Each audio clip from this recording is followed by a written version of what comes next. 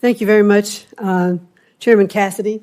Yes, I'd like to introduce my daughter, Stephanie McMahon, Paul Levesque, her husband, and my son, Shane McMahon. I'm so happy to have them here, and many friends have come from far places, so I welcome having them here today and appreciate that they're here. So, thank you, Chairman Cassidy, Ranking Member Sanders, and distinguished members of the committee. I'm honored to have your consideration to serve as the Secretary of the Department of Education. And I'd like to thank both Senator Scott and Britt for their introductions. Members of the audience are reminded that disruptions will not be permitted while the committee conducts business. We ask you to respect that. I'm sorry. Certainly. And I'd like to thank both Senators Scott and Britt for their introductions and for the opportunity to welcome my friends and family. Thank you all so much for being here with me today. I would also like to thank President Trump for his confidence in me to lead a department whose mission and authority were a special focus of his campaign. He pledged to make American education the best in the world, return education to the states where it belongs, and free American students from the education bureaucracy through school choice. November proved that Americans overwhelmingly support the president's vision, and I am ready to enact it. Education is the issue that determines our national success and prepares American workers to win the future. I've been passionate about education since my earliest college days when I studied to earn a teaching certificate. This has continued through my business career as a Connecticut State Board of Education member, as a university trustee, and as the chair of the America First Policy Institute, which advocates for workforce development, parental choice, and accountability in higher education. I'm also a mother and a grandmother, and I join millions of American parents who want better schools for our kids and grandkids.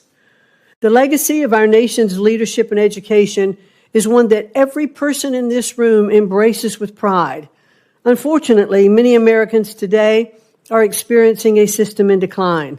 The latest scores from the nation's report card show achievement in K through 12 math and reading at their lowest level in years.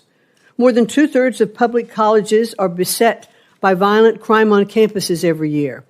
And most tragically, student suicide rates have dramatically increased over the last 2 decades.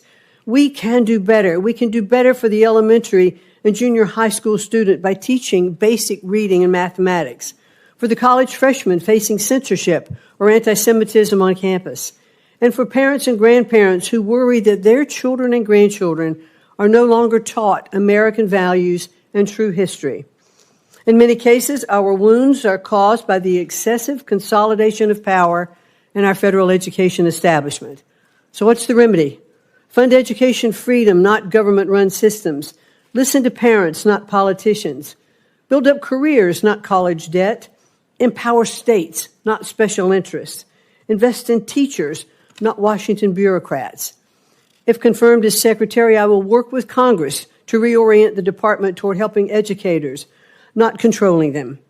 My experience as a business owner and leader of the Small Business Administration, as a public servant in the state of Connecticut, and more than a decade of service as a college trustee has taught me to put parents, teachers, and students, not bureaucracy, first.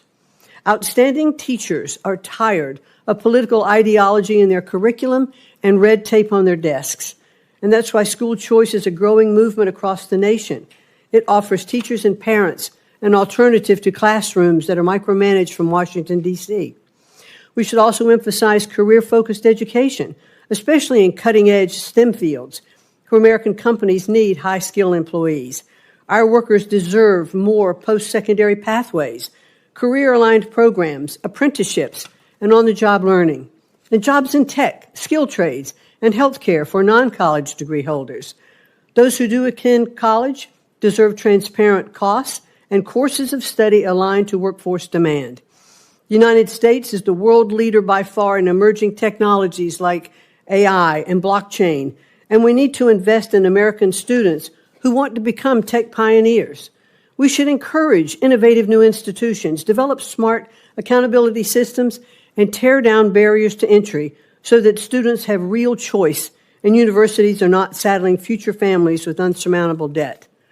We must protect all students from discrimination and harassment And if I am confirmed, the department will not stand idly by while Jewish students are attacked and discriminated against. It will stop forcing schools to let boys and men into female sports and spaces. And it will protect the rights of parents to direct the moral education of their children. The opportunity before us these next 4 years is momentous. I look forward to working with the committee, our nation's parents, teachers, and students, and education leaders from all political perspectives to build a better future for every American learner. Thank you so much for the opportunity to speak with you today, and I look forward to your questions.